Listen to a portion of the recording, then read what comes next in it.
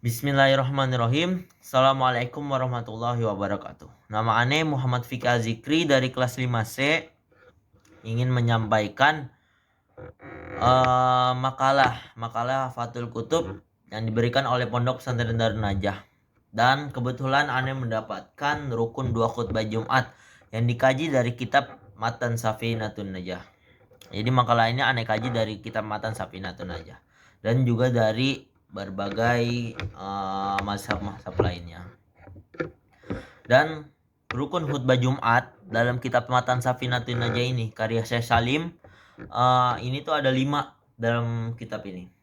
Jadi yang pertama ini, saat khutbah kita harus memuji Allah.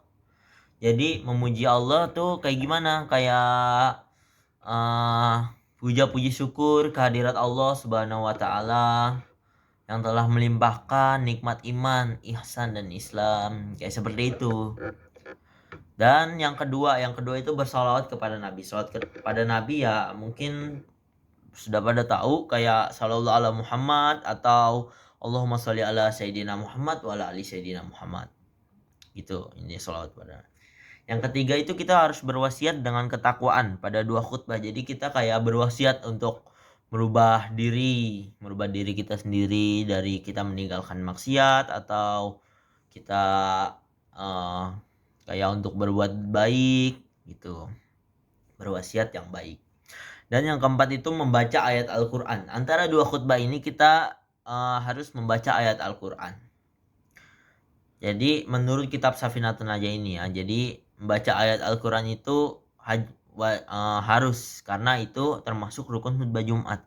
Jadi membaca ayat Al-Quran kayak misalnya ayat apa yang itu kan. Jadi kita antara 2 khutbah ini kita harus membaca salah satunya. Di antara salah satunya kita membaca ayat Al-Quran, seayat 2 ayat, nggak apa-apa. Yang kelima itu doa untuk kaum mukminin dan mukminat, kayak doa keselamatan gitu kan juga ada buat kaum mukminin mukminat atau yang lainnya gitu, doa yang lainnya. Mungkin doa biasanya kan di akhir khutbah biasanya doa. Nah, di situ kita menurut kitab Safinatun Najah ini kita harus doa untuk mukminin dan mukminat pada khutbah yang akhir. Oke, dan yang selainnya ada syarat-syarat khutbah Jumat juga. Dan menurut kitab Safinatun Najah ini ada 10 syarat khutbah Jumat. Jadi ada 10 syaratnya khutbah Jumat. Yang pertama itu bersih dari hadas kecil maupun hadas besar. Jadi hadas kecil seperti air kecil, buang air kecil gitu, kita harus bersih dari dari semuanya. Dan hadas besar seperti inian, misalnya kita kayak junub kan hadas besar termasuk.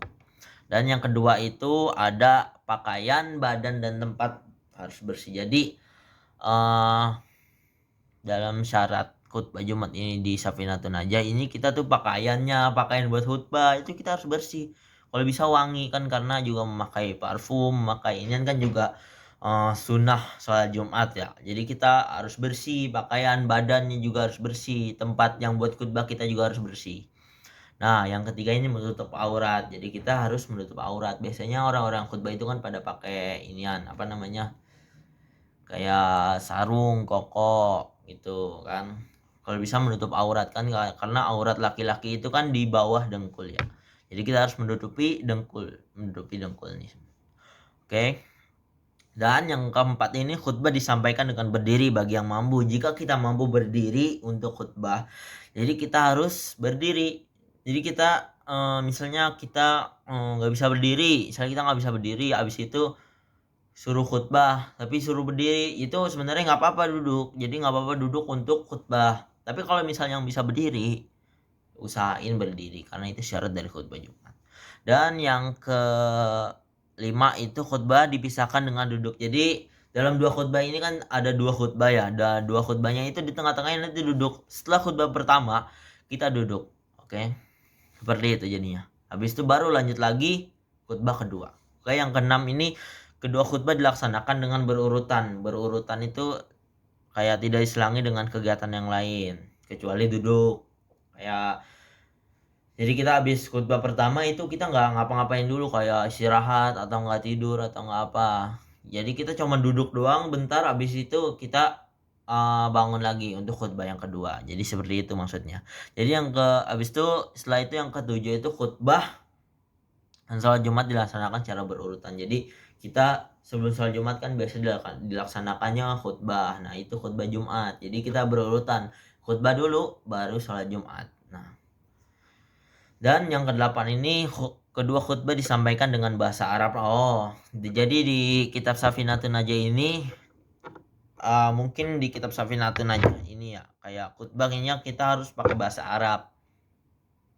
Jadi mungkin kalau misalnya di Indonesia kan ada pakai bahasa Indonesia, pada pakai bahasa Indonesia itu mungkin kan dari tafsiran-tafsiran yang lain, dari mazhab-mazhab yang lain. Nah, yang habis setelah itu yang ke-9 ini adalah khutbah Jumat didengarkan oleh 40 orang laki-laki merdeka.